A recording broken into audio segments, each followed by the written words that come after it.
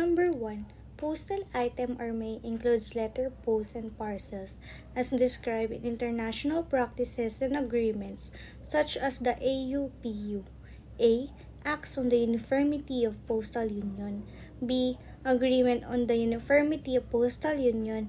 C. Agreement of the Universal Postal Union. D.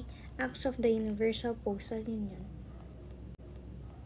Number 2.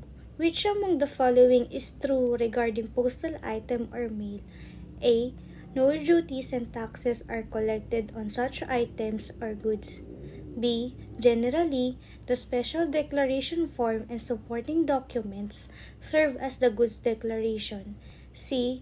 Generally, postal item or mail need not be declared. D. All of the above. Number 3. For postal item or mail, a separate goods declaration shall be required for goods whose value fall within the level determined by the blank as taxable and must be covered by goods declaration. A. Collector. B. Commissioner. C. President. D. Secretary of Finance. Number 4.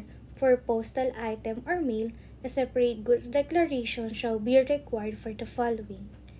A. Prohibited goods. B. Goods the exportation of which must be certified. C. Regulated goods. D. All of the above.